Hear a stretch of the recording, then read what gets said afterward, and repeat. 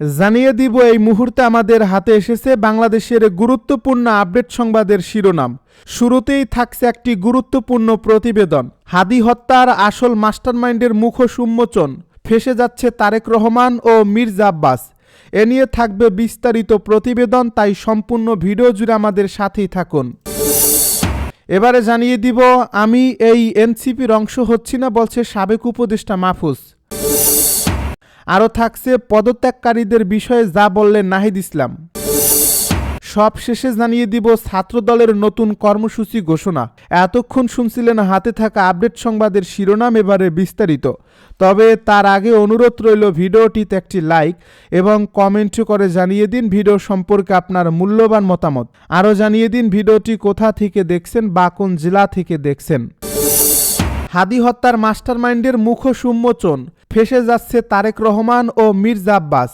ঢাকা ৮ আসনের সম্ভাব্য প্রার্থী ও ইনকিলাব মঞ্চের মুখপাত্র শরীফ ওসমান হাদি হত্যাকাণ্ডকে ঘিরে নতুন করে তৈরি হয়েছে ব্যাপক বিভ্রান্তি। হত্যাকাণ্ডের সঙ্গে জড়িতদের গ্রেপ্তার নিয়ে বাংলাদেশ ও ভারতের বক্তব্যে সম্পূর্ণ বিপরীত চিত্র উঠে আসায় জনমনে প্রশ্ন বাড়ছে। একই সঙ্গে তদন্ত উঠে আসা বিপুল অঙ্কের আর্থিক লেনদেন এই হত্যাকাণ্ডকে আরও আলোচিত করে তুলেছে। সম্প্রতি বাংলাদেশের পক্ষ থেকে এক সংবাদ সম্মেলনে জানানো হয়, হাদি হত্যার ঘটনায় জড়িত 2 সহযোগীকে ভারতে আটক করা হয়েছে। ঢাকা মহানগর পুলিশের কমিশনার জানান, তদন্তে প্রাপ্ত তথ্য, বিভিন্ন গোয়েন্দা সংস্থার প্রতিবেদন এবং গ্রেপ্তার ব্যক্তিদের জবানবন্দি বিশ্লেষণ করে এ তথ্য নিশ্চিত হওয়া গেছে। তবে এই দাবির কয়েক ঘন্টার মধ্যেই ভারতের পক্ষ থেকে সম্পূর্ণ ভিন্ন বক্তব্য সামনে আসে। ভারতীয় প্রভাবশালী সংবাদ মাধ্যম হিন্দুস্তান টাইমস মেঘালয় পুলিশের বরাত দিয়ে জানায়, হাদি হত্যাকাণ্ডে জড়িত কাউকে ভারতে গ্রেপ্তার করা হয়নি।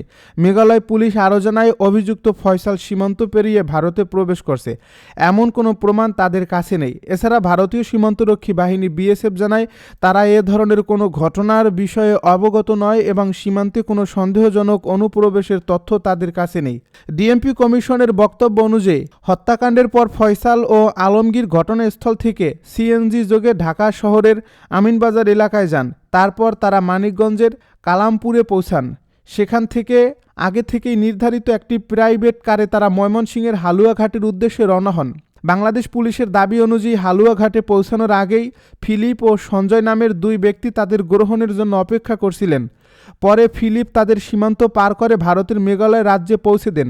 সেখানে পুত্তি নামের এক ব্যক্তি তাদের হস্তান্তর করা হয়। পুত্তি পরে তাদের একজন ট্যাক্সি চালক স্বামীর কাছে তুলে দেন, যিনি তাদের মেঘালয়ের পুরা নামক একটি শহরে নিয়ে যান। তবে ভারতীয় পুলিশের অস্বীকৃতির কারণে এই পুরো বর্ণনার সত্যতা নিয়ে নতুন করে প্রশ্ন তৈরি হয়েছে। গ্রেপ্তার নিয়ে এই বিপরীত দাবির ফলে জনমনে তৈরি হয়েছে বিভ্রান্তি। হাদি হত্যাকাণ্ডের বিচার ও আসামিদের গ্রেপ্তারের দাবিতে ইতিমধ্যেই দেশের বিভিন্ন স্থানে বিক্ষোভ ও অবরোধ কর্মসূচি পালিত হয়েছে। এমন পরিস্থিতিতে গ্রেপ্তারের ঘোষণা জনমনে আশ্বাস দিতে দেওয়া হয়েছিল কিনা সে প্রশ্ন উঠছে। যদি হাদি হত্যাকাণ্ডের তদন্তে সবচেয়ে আলোচিত বিষয় হয়ে উঠেছে অভিযুক্ত শুটার ফয়সাল করিম মাসুদের আর্থিক লেনদেন। পুলিশের অপরাধ তদন্ত বিভাগ ফয়সাল ও তার স্ত্রীর নামে মোট 53টি ব্যাংক অ্যাকাউন্ট শনাক্ত করা হয়েছে। গত কয়েক বছরে এসব অ্যাকাউন্টে মোট লেনদেন হয়েছে প্রায় 127 কোটি টাকা। একজন পলাতক আসামি ও শুটারের নামে এত বিপুল পরিমাণ অর্থ লেনদেন গোয়েন্দা সংস্থাগুলোকেও বিস্মিত করছে। সিআইডি তদন্তে উঠে এসেছে, হাদিকে হত্যার আগে ফয়সালের অ্যাকাউন্টে 2টি বড় অঙ্কের লেনদেন হয়। 18 সেপ্টেম্বর 2025 হত্যার ঠিক 3 মাস আগে রাজধানীর রূপনগরের একটি ব্যাংক শাখায় ফয়সালের একটি অ্যাকাউন্টে জমা হয় 1,76,00,000 টাকা। অ্যাকাউন্টটি একটি এসএমআই প্রতিষ্ঠানের নামে থাকলেও এর নিয়ন্ত্রণ ছিল ফয়সালের হাতে। 4 নভেম্বর 2025 হত্যার 1 মাস আগে এনআরবিসি ব্যাংকের বেনারসি পল্লী উপশাখায় ফয়সালের স্ত্রী সামিয়ার নামে থাকা অ্যাকাউন্টে জমা হয় 65,55,000 টাকা। সিআইডি জানায়, এসব টাকা অ্যাকাউন্টে জমা পড়ার পর ফয়সাল ও তার স্ত্রী ধাপে ধাপে বড় অঙ্কের অর্থ উত্তোলন করেন। মোট প্রায় 1,76,00,000 টাকা নগদে তুলে নেওয়া হয়। ব্যাংকে অপেক্ষাকৃত কম অর্থ রেখে দেওয়া হয়। তদন্তকারীদের ধারণা, এই নগদ অর্থই হত্যাকাণ্ডের ব্যয় ও পালিয়ে যাওয়ার প্রস্তুতির জন্য ব্যবহার করা হয়েছে। হাদি হত্যাকাণ্ডে গ্রেপ্তার নিয়ে বিভ্রান্তি, সীমান্ত পার হওয়ার দাবি এবং বিপুল অঙ্কের অর্থের উৎস, সব কিছু মিলিয়ে এই মামলাটি নতুন মোড় নিয়েছে। আইনশৃঙ্খলা রক্ষাকারী বাহিনী জানিয়েছে, ব্যাংক লেনদেন, সংশ্লিষ্ট ব্যক্তিদের ভূমিকা এবং আন্তর্জাতিক যোগাযোগের বিষয়গুলো গুরুত্বের সঙ্গে খতিয়ে দেখা হচ্ছে। শরীফ ওসমান হাদী হত্যাকাণ্ডের তদন্ত শেষ না হওয়া পর্যন্ত এই ঘটনাকে ঘিরে থাকা প্রশ্ন ও কৌতূহল আরও বাড়বে বলেই মনে করছেন সংশ্লিষ্টরা। আমি এই এনসিপির অংশ হচ্ছি না, সাবেক উপদেষ্টা মাহফুজের মন্তব্য। জামায়াতে ইসলামীর সঙ্গে জাতীয় নাগরিক পার্টির জোটের ঘোষণার পরপরই এবার নিজের অবস্থান পরিষ্কার করলেন অন্তর্বর্তী সরকারের সাবেক উপদেষ্টা মাহফুজ আলম। তিনি এই এনসিপির অংশ হচ্ছেন না বলে ঘোষণা করেছেন। একই সঙ্গে নিশ্চিত করেছেন, জামাত এনসিপির জোট থেকে তাকে ঢাকার একটি আসনে প্রার্থী হওয়ার প্রস্তাব দেওয়া হয়েছিল, যা তিনি ফিরিয়ে দিয়েছেন। রোববার রাতে নিজের ভেরিফাইড ফেসবুক আইডিতে এক পোস্টে তিনি এসব কথা বলেন।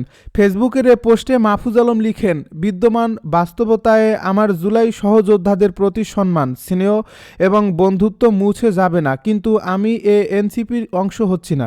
আমাকে জামাত এনসিপির জোট থেকে প্রস্তাব দেওয়া হয়নি, এটা সত্য নয়, কিন্তু ঢাকার কোনো একটা আসনে জামাত এনসিপি জোটের প্রার্থী হওয়ার চাইতে আমার লং স্ট্যান্ডিং পজিশন ধরে রাখা অধিক গুরুত্বপূর্ণ।